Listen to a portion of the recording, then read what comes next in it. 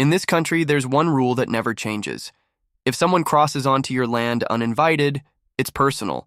And if they show up wearing an HOA logo and park an SUV in the middle of your pasture, it's not a misunderstanding. It's a declaration of war. This story started with a misparked car, an electric fence, and an old man named Jeb Clay who'd run out of patience for threats from men in polos pretending to be the law. But what came next would uncover a 40-year conspiracy, spark a battle between heritage and greed, and follow one family's fight to stand their ground, speak the truth, and challenge an entire system. And their weapon? Not guns, not lawyers, just barbed wire, pride, and a camera. I still remember the sound. 3 a.m. in the stillness of rural Texas, that SUV lit up like a microwave stuffed with silverware. A sharp metallic screech, then silence.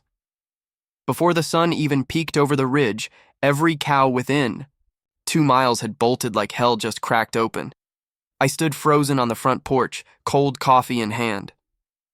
My grandpa, Jeb Clay, just raised an eyebrow. Tank top on, waffle in hand, chewing calmly like this sort of thing happened every Tuesday. "Well," he said mid-bite, watching the smoke rise from the south pasture. "Guess they got the message." Finally drew some attention. 3 days ago, I didn't even know what a HOA was. To me, they were just yard cops, suburban hall monitors picking fights over fence height and lavender planted 3 inches off regulation. I had no idea that something called a homeowners association could ignite a war, one that would divide my family, uncover a land grab conspiracy, and nearly cost us our 3-generation ranch. And it all started with a wrongly parked SUV, my name's Cole. That year, I just wrapped up my 3rd year of college, exhausted from exams, essays, and empty promises about career stability. My mom told me I needed to unplug from tech and reconnect with nature. The way she said it made it sound like rehab, but really, she just sent me to stay with my grandpa at his ranch outside Segovia.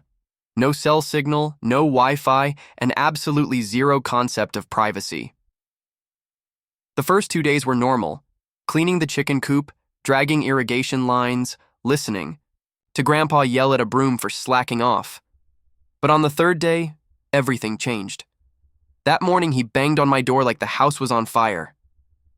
"Up, Cole. Some jackass is trespassing on our land." I stumbled out of bed, barely laced. One boot, yanked on a hoodie, and grabbed 2 mismatched shoes. By the time I made it to the south pasture, I froze. Right there, dead center in the field where the cattle grazed every morning, was a gleaming white SUV. Plastered on the side, the oversized logo of Canyon Crest HOA. The gate stood wide open. Fresh tire tracks. License plate, CC Ride 1. I squinted. "Canyon Crest," Grandpa muttered, spitting out a sunflower seed. "These types pop up like mushrooms. Think a few AC units give them authority over dirt and sky." Before I could ask what the car was doing there, he spun around and headed for the barn. 15 minutes later, he returned, arms full, copper wire, a rusty transformer, and the look of a man about to do something crazy, dangerous, and completely justified. "What are you doing?" I asked. "Just giving them a little lesson on the concept of barriers," he said, "and respect." It took us about 30 minutes to rig that SUV into the electrified cattle fence. That fence was meant to keep cows in. Now it had a new function: keep intruders out. I looked at the car glinting in the sun, uneasy. "What if someone touches it?" Grandpa shrugged. "Same as a raccoon in the hen house. 1 time's all it takes." And sure enough, we didn't have to wait long. Around noon, a shiny black Tesla rolled up, stopping clean in front of our gate. Out stepped a man, pale skin, slicked back hair, Bluetooth headset, HOA logo polo shirt. He strutted straight toward the SUV. "I'm here to retrieve HOA property. This land has been—" I didn't even have time to hit the record. Before he dropped like a flagpole in a storm. His arm flew one way, his phone the other. The pasture went dead silent, save for cicadas. And one lonely cow mooing in disapproval, Grandpa crossed his arms like a Wild West sheriff. My land. My law, he said. I laughed, and for the first time, I pulled out my phone and hit record. The video was supposed to be a private joke with my cousin, but he sent it to a friend who posted it on TikTok. Then someone added bluegrass music. And just like that, Electric Grandpa versus HOA hit number 3 on trending, right behind a piano-playing cat and a bacon recipe cooked with a hairdryer, and I began to realize that SUV on our land wasn't just a vehicle, it was a declaration of war. By sunset that same day, our phones had no signal, but our story had already traveled farther than the fence line ever could. That video, just a 30-second clip of an HOA officer getting zapped off his entitlement pedestal, was spreading like wildfire. Comments flooded in. Some called Grandpa a rural patriot. Others said we were getting sued into oblivion by morning, but none of that hit me as hard as what I saw next. The SUV, the very one wired into our fence like a cheap Christmas ornament, was still sitting there, smoking, hissing, humming with residual charge. Grandpa had gone inside to heat up some chili, and I found myself drawn to the back seat. Not out of curiosity, out of instinct. Something about that vehicle didn't sit right with me, and that's when I saw it. Behind the driver's seat, half buried under a dusty floor mat, was a black briefcase, not some off-the-shelf Office Depot piece, but military grade, with reinforced corners, a digital combination lock, and a peeling label that read, Property of CR Development Board. That's not something you expect to find in a vehicle branded for an HOA. I backed away, heart pounding. Something about it felt off, like I'd just glimpsed the shark fin under calm water. I ran to get Grandpa, but by the time we got back, the tow truck had already arrived. We watched in silence as they dragged the half-cooked SUV onto the flatbed. The driver didn't ask questions. He didn't look us in the eye. And when I pointed out the briefcase, he played dumb. Nothing in there now, son. Just a hot mess. But I knew what I saw. That briefcase was real, and whoever retrieved it didn't want anyone else to know. Later that night, I couldn't sleep. I paced the porch, staring at the tire tracks still fresh in the dirt. Why would an HOA vehicle be parked in our southern pasture? Why no note? Why the silence? Why the urgency in that man's eyes? Not fear of pain, but fear of loss. The next morning, I did what any bored college kid with basic tech skills and a grudge would do. I dug. HOA websites are usually all bark and no firewall, and Canyon Crest was no exception. Their secure portal was about as solid as a screen door in a tornado. Within an hour, I was swimming in meeting minutes, budget sheets, and poorly scanned PDFs. Most of it was HOA usual: fines for mailbox height, arguments over pool noise, citations for unauthorized potted plants. But then I hit gold. Tucked in the back of a zoning report was a phrase that stopped me cold. Parcel 17B, designated for Phase 2 annexation. Priority evaluation. High. Potential use. Luxury golf development. Parcel 17B was us. Our pasture. Our ridge. Our land. I printed the document, stormed into the kitchen, and slammed it down in front of Grandpa. He didn't shout. He didn't curse. He just looked at the paper like it was a ghost from another life. Then, after a long pause, he said, I knew they'd come for it eventually. What do you mean? I asked. He didn't answer. Not directly. Instead, he walked to the window and stared out at the hills in the distance. There's more to this ranch than cows and barbed wire, Cole. Things buried out there. Things they've been after for years. Before I could press further, a drone zipped across the sky, low, fast, black as sin. It hovered for a second above the canyon, beeped twice, and vanished toward the HOA gates like it had done this route before. Grandpa didn't flinch. He walked straight to the barn, came back with a chain, a socket wrench, and a look in his eyes that said, we're not guarding cattle anymore. That night, the wind shifted, not just in the air, but in the feel of the land. I watched Grandpa reinforce every gate with the precision of a man preparing for war. Copper wire, steel bolts, a few surprises he never bothered explaining. And for the first time, I realized this wasn't just about territory, it was about leverage. They didn't just want our land because it was pretty, they wanted what was under it. And Grandpa had known all along. By the next morning, something in Grandpa had shifted. He wasn't humming old country tunes while making coffee. He didn't grumble about the weather or complain about the squirrels nesting in the barn loft again. He just sat on the porch, staring at the southern ridge like it owed him answers. I knew better than to push him. But I also knew he was hiding something, had been for a long time. While he fixed the gate wiring, I took it upon myself to dig through the one place I wasn't. Supposed to his old study, it smelled like leather, dust, and secrets. I started with the obvious: desk drawers, filing cabinets. Most of it was dull: receipts for tractor repairs, faded crop maps, a hand-drawn schematic of the fence layout. Then, between two manila folders, I found a thin envelope. The handwriting on the front made my heart freeze. Grandma's. It said, Black Clay Ridge, not for sale. Inside was a folded survey map. Old, hand-inked, with symbols I didn't understand and blue pen notes that sent shivers down my spine. There, circled in the top corner, was the exact spot where the HOA SUV had parked. A line was drawn from it to a square labeled Old Survey Shaft, closed 1979, possible deposit.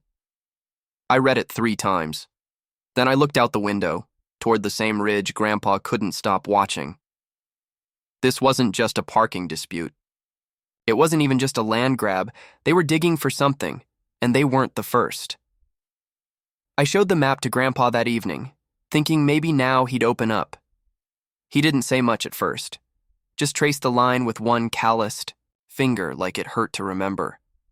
Then he muttered, Back in '78, they came with briefcases and smiles, said they were with an energy firm from Houston, talked big about clean jobs and mineral surveys, paid your grandma to sign a non-disclosure, said the site wasn't worth developing. But they lied, didn't they? I asked. He nodded slowly. They weren't looking for oil. They were looking for something rare, something they didn't want anyone else to know about. What was it? I pressed. He looked away. We never found out for sure. Only that it made some very important people very nervous. Just then, we heard it. A drone.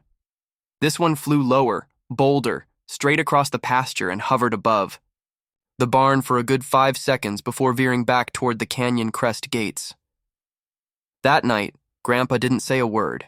He just grabbed his tools and started rewiring the electric fence. But not just reinforcing it, upgrading it. Higher voltage, tripwire alerts, pressure triggers. He didn't build a fence, he built a perimeter. And I sat by the window with that old map in my lap, trying to connect dots that ran deeper than roots. The next day, the past came knocking. Roy. Evans showed up in a battered pickup carrying a 6-pack and a story. Roy used to be sheriff back in the day. Retired now, part-time beekeeper, full-time gossip. He took one look at the map on the table and turned pale. Saw that briefcase before? He said slowly. County courthouse. Backroom deal. Developer pushing for a resort near Black Clay Ridge. Same logo. See our development board. Grandpa narrowed his eyes. We shut that down decades ago. Roy nodded. You and the missus did, but they never stopped circling. Just waited. Then he leaned in and asked something that chilled me. Y'all sure that briefcase didn't have more than just papers in it? I didn't know, but now I wasn't so sure. That night I couldn't sleep. So I grabbed a flashlight, the map, and a portable soil scanner I borrowed from a friend at the Age Extension office. I hiked up to the ridge, past the rusted fence posts and cracked red earth, until I stood above the square labeled Survey Shaft. To the naked eye, it was just dirt. Dry, cracked, nothing special, but the scanner said otherwise. Heavy elements. Near the surface.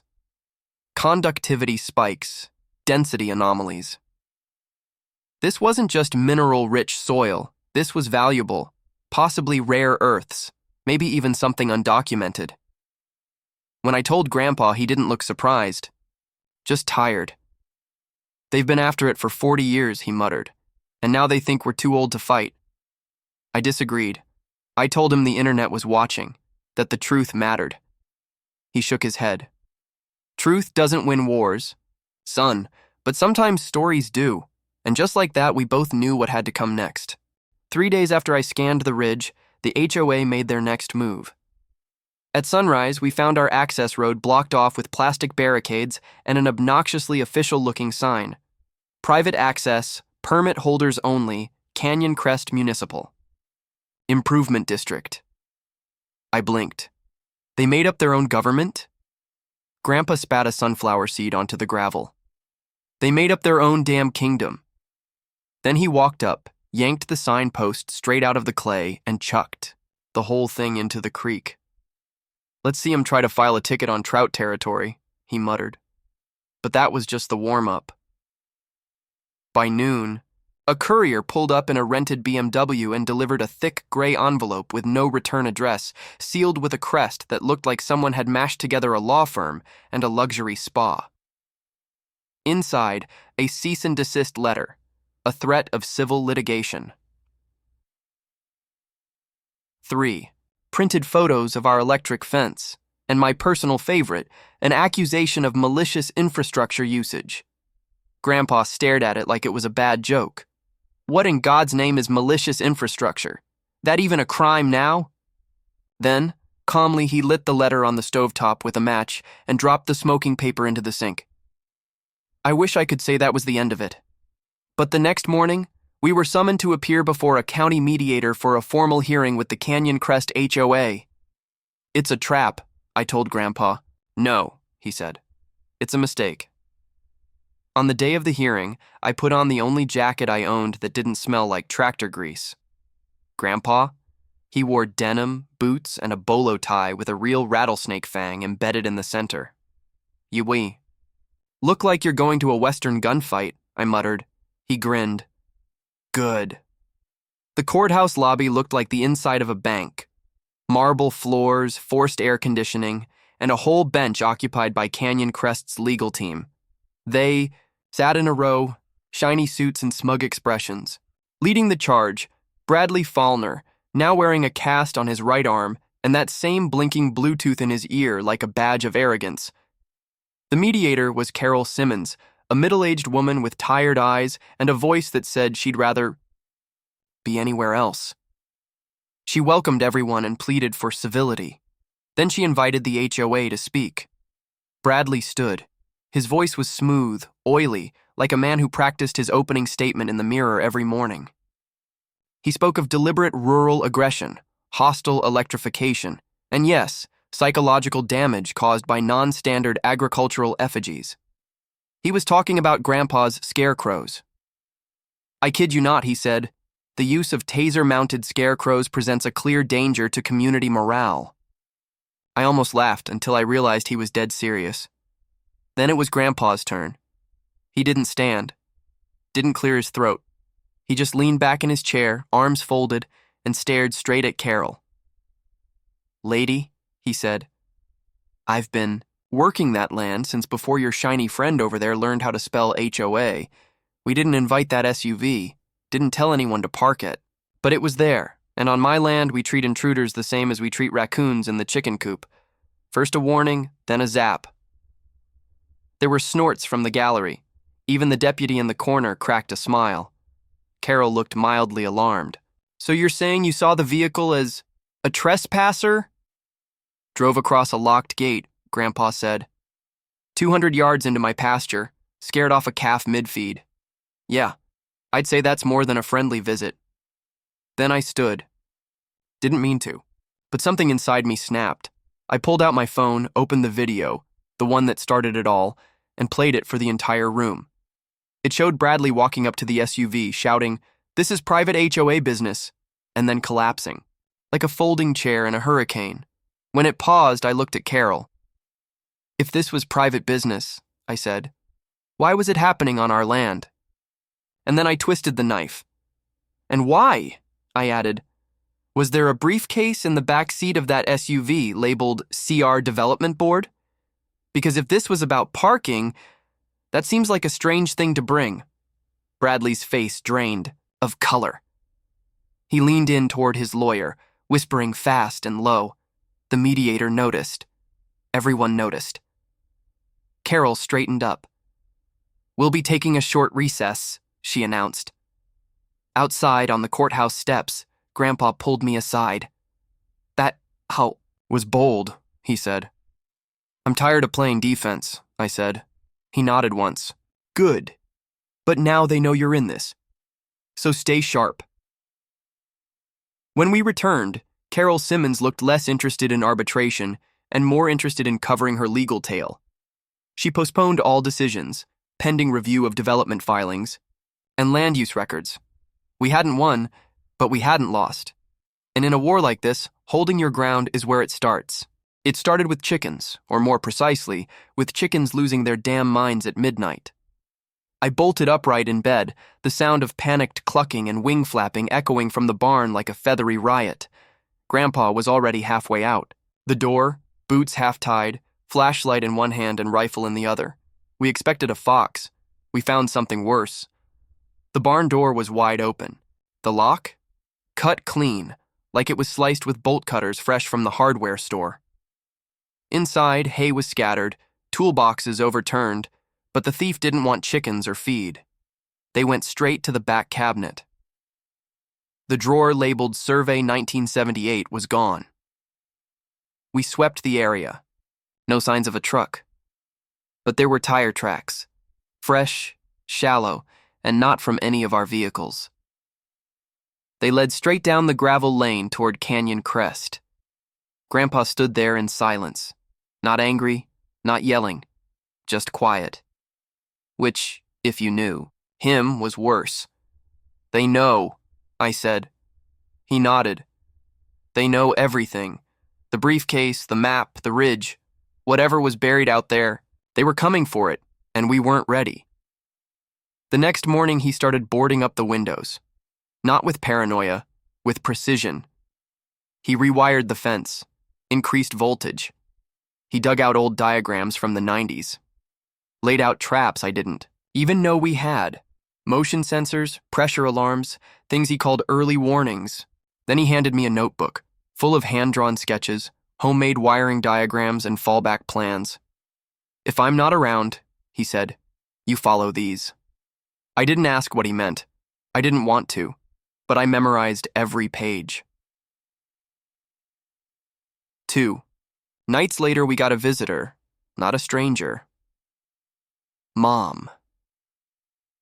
She pulled up in a rental sedan, stepped out in heels far too clean for Texas dirt, and looked like she hadn't slept in a week. I was shocked to see her. Grandpa wasn't. "You sold, didn't you?" he asked, before she even opened her mouth. She flinched. "No," she said, voice cracking. "I thought about it. They offered a lot. Triple market value. Cash, no taxes, no trail, just walk away." "But you didn't sign?" I asked. "No, but I talked to them. They knew everything. My share of the land, where I worked, even what kind of car I drove. They're watching us." Then she reached into her bag and handed Grandpa a flash drive. "I took this from the guy trying to close the deal." He stepped out for coffee, left his laptop unlocked. Inside the drive, emails, scanned memos, financial documents. One phrase repeated across multiple files. Priority extraction protocol. They weren't trying to buy the land anymore. They were preparing to take it. That night, I couldn't sleep. I climbed into the attic, looking for anything Grandma might have hidden. Between a dusty sewing machine and a box of tax records, I found it. A tin lunchbox with a faded Howdy Doody sticker on the lid. Inside, folded maps. Letters from companies, with acronyms instead of names, and one small velvet pouch. I opened it.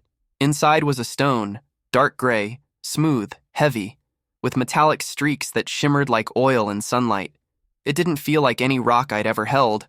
Attached to it was a note, written in Grandma's careful handwriting, Test sample. Never let this leave the house. I brought it down to the kitchen. Grandpa looked at it like it was radioactive. He didn't touch it. That's what they're after, he said quietly. They called it RLM, rare layered mineral, magnetic, conductive, stable under high heat. They said it made lithium look like table salt. I stared at it in my hand. You knew this was under the ridge? He nodded. We knew something was. Back in '78, some private geologists came out, suited up like they were prepping for space travel, drilled a few samples, paid your grandma hush money, and vanished. But if it's that valuable, why didn't you tell anyone? He looked out the window. Because some things are too valuable to expose. The second the world knows what's under your feet, they come with contracts, bulldozers, and guns. Sometimes silence ain't cowardice. Sometimes it's the only shield you got. We sat in silence. Just the sound of crickets outside and the stone sitting between us like a ticking clock. Later that night, someone knocked on the door.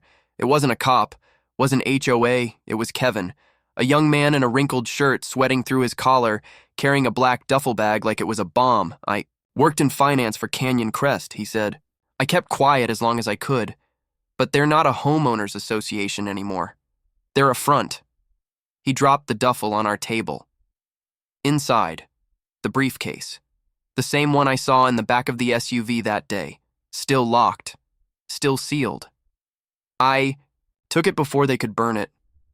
I don't know what's inside, but the last guy who tried opening it got reassigned to Alaska. I figured, if they're coming for you, you might as well know why. Grandpa didn't hesitate. He popped it open with a crowbar and wire cutters.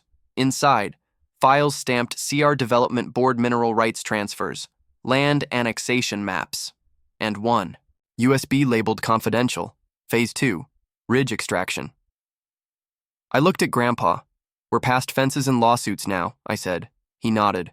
We're in a land war. It had been a week since the courthouse showdown, since the video, since Ridgewatch hit over 250,000 views, since the subpoenas went out. The land felt quieter, but not calm. Grandpa always said, it ain't the wind that knocks you down, it's the silence before it. And he was right, because silence was exactly what showed up the next morning, in the form of a black SUV rolling up the dirt drive like it belonged there, not the same SUV that got electrified. A newer model. Out stepped a woman, mid-40s, polished, perfect hair.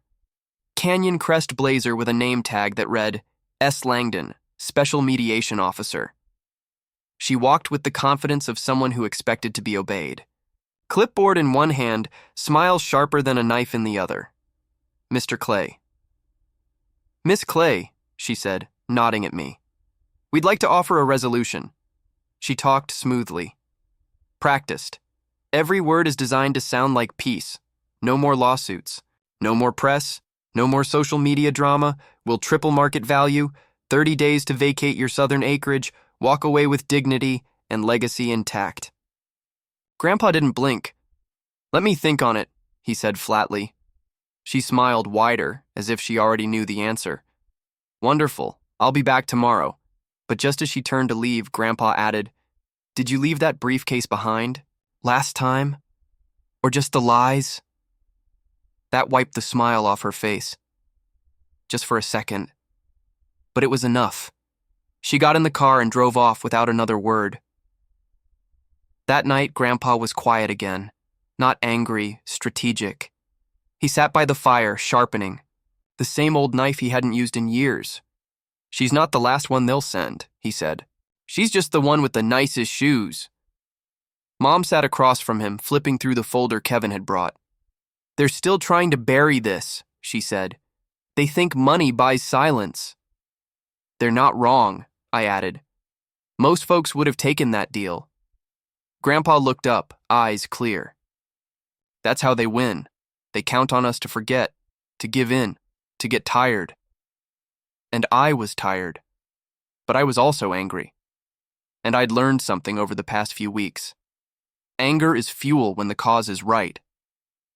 We started prepping for the next move. This time, we weren't just uploading another video, we were building a case. With Perry's help, We gathered sworn statements from Kevin, from Roy, even from old neighbors who remembered the shady land offers from back in the 80s. Mom contacted a professor at the state university, a specialist in sustainable mining and mineral ethics. Within 2 days, he drove down with a portable scanning rig and confirmed the presence of RLM under the ridge. "What you're sitting on," he told Grandpa, "could change the battery industry. This isn't just valuable, it's strategic." And that's when Grandpa surprised us all. He said yes, not to selling, to partnering, but only on our terms. A land use contract was drawn. No permanent excavation, no development, no paving, just limited surface sampling conducted by university researchers, renewable power only, fully recorded, fully public. Grandpa even added one clause: nothing gets touched unless he signs off on it in person. The university agreed. Within a week, a small mobile research unit rolled onto the ridge, not with bulldozers, but with solar panels and graduate students in work boots. I filmed everything and posted it to Ridgewatch, the ranch rewired. It wasn't just a continuation of the fight. It was a signal to every farmer, every landowner, every small-town family who'd been pushed, threatened, or ignored by corporate HOA wolves in sheep's clothing. You don't need to sell. You don't need to fold. You can stand. The video blew up. We passed 500,000 subscribers. Environmental coalitions reached out. Land trusts. Even a documentary crew. But the most surprising call came from the governor's office. They wanted to visit. Campaign season was rolling in, and apparently a story like ours made great press. "Only if they bring pie," Grandpa said. They brought pecan. He let him stay 20 minutes. That night, as the stars came out over the hills, Grandpa sat on the porch and said something I hadn't heard in weeks. He laughed. Then he looked at me and said, "Guess this ain't just my ranch anymore." "Nope," I said. "It's ours now." But even as we celebrated, we knew this wasn't over. HOA hadn't vanished. They were watching, waiting. And the deeper we dug, the more we realized. They hadn't just left a vehicle on our land. They'd left a trap, and we were about to spring it. I thought it was over. After the farm reboot video, after the university contract, after the state governor came by with a pie and smiled wide beside the electric fence. But I was wrong, because silence doesn't mean peace. It only means the enemy changed tactics, and that night, the enemy knocked, not with an SUV, not with a lawsuit, but with a photo, slid through the kitchen door slot like a ghost. A black and white photo, blurry but clear enough. 2 men standing by the mouth of a mine. One of them, my grandpa, Jeb Clay, young, stern, in uniform. The other was Bradley Fallner. There was no doubt now. This war didn't start with a misparked vehicle. It started with a broken promise made 40 years ago. The next morning, I showed Grandpa the photo. He stared at it a long time, then folded it up and tucked it beneath a rusty old coffee can, as if burying a memory that should have stayed buried. "They're back," he said simply. "But this time, we're ready." A few days later, the summons arrived. Grand jury investigation, an official inquiry into Canyon Crest HOA and the CR Development Board. We walked into that courthouse, no longer the accused, but the accusers. The courtroom was packed. Reporters. Shoulder to shoulder, neighbors brought lawn chairs to watch. Fallner showed up without the Bluetooth glint, just sunken eyes and a new lawyer, thin, pale, and reeking of desperation. The judge asked for evidence. We handed over everything: a USB drive with recorded conversations, forged signatures on mineral rights maps, emails bribing land survey officials, and finally, the black suitcase with the red seal of the CR Development Board. The defense tried to dismiss it all. Called it stolen property. The judge looked Fallner square in the eyes. "Do you deny the contents are fabricated?" Fallner said nothing. The court escalated the case to grand jury. That's when Grandpa stood up. No papers. No speech. Just looked out at everyone and said, "I've lived on that land my whole life. Built fences. Raised cattle. Buried friends. Loved my wife. Raised my grandson. Every inch of that land carries my family's blood. and they thought money could buy it, that we were old, tired, easy to push. But they were wrong, because some things aren't for sale, not because they're priceless, but because they're heritage. The room went still. Then it erupted in applause. I looked at Grandpa. Back straight, eyes bright, no need for wires or electricity, just the truth at his side. 3 weeks later, Canyon Crest collapsed. The CR Development Board was dissolved. Fallner disappeared from the U.S. map, but we stayed. With our land, with our story, with our family. The university built a small research outpost on the hill. No digging, no drilling, just partnership. Exactly as Grandpa requested. Evenings, students sat on our porch listening to Grandpa's stories. They called him the Mineral Guardian. He just chuckled, "Call me the old man with the electric fence. That's enough." Mom started drafting an ecological preservation plan. They made her the official advisor. As for me, I kept telling the story. Ridgewatch hit 1 million followers. I uploaded a new video, barbed wire and bloodlines, telling the whole journey. No fast cuts, no flashy edits, just raw truth and a family that wouldn't back down. At the end, there's a clip from that quiet afternoon, me and Grandpa standing by the new fence. No longer electrified, just simple barbed wire and rough timber posts. I asked him, "Why no electricity anymore?" He smiled, light as a breeze. "'Cause now, they know who owns this land. Sometimes, to defend the land you love, you don't need to argue. You just need to stand your ground." The Clay family didn't have a corporation backing them. No legal team. Just memories, old maps, and a will that couldn't be bought. And they won. Not because they were better trained, but because they refused to bend. This story isn't just about a ranch in Texas. It's a reminder that buried beneath every HOA rules apply sign, there are still people willing to nail a new one to their fence. Not for sale, not backing down, not forgotten. I thought it was over. After the farm reboot video, after the university contract, after the state governor came by with a pie and smiled wide beside the electric fence. But I was wrong. Because silence doesn't mean peace. It only means the enemy changed tactics. And that night, the enemy knocked. Not with an SUV, not with a lawsuit, but with a photo, slid through the kitchen door slot like a ghost. A black and white photo, blurry, but clear enough. 2 men standing by the mouth of a mine.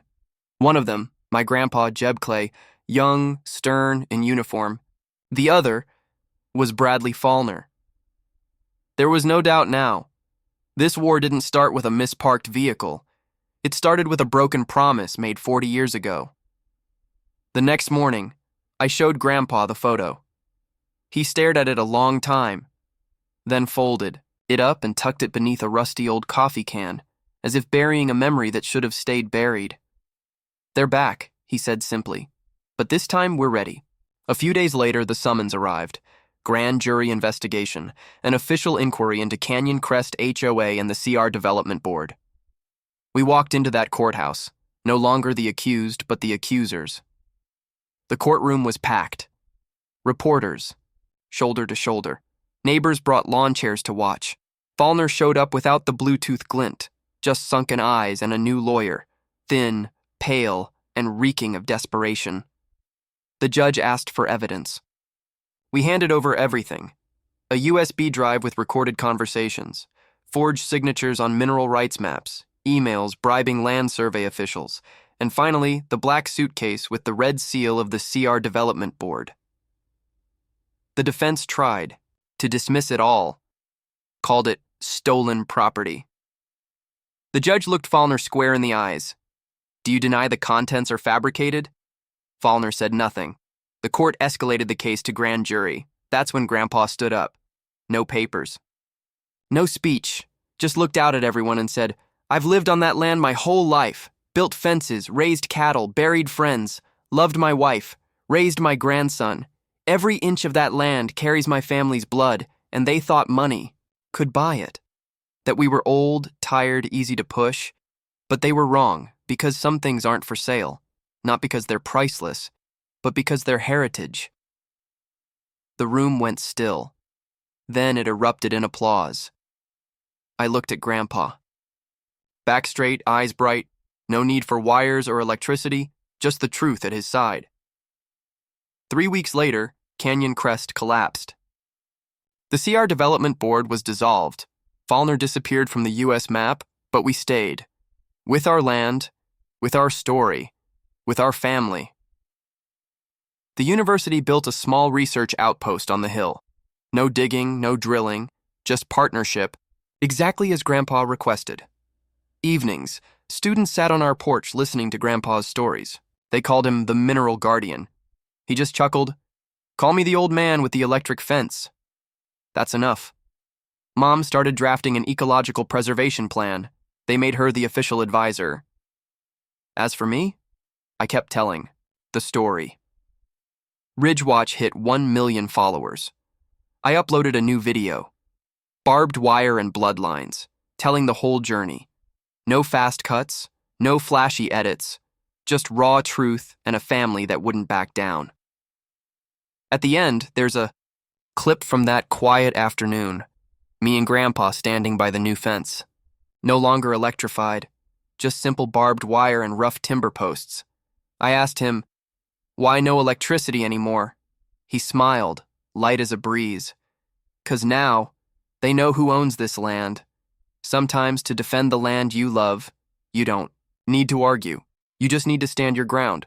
The Clay family didn't have a corporation backing them. No legal team. Just memories, old maps, and a will that couldn't be bought, and they won. Not because they were better trained, but because they refused to bend. This story isn't just about a ranch in Texas.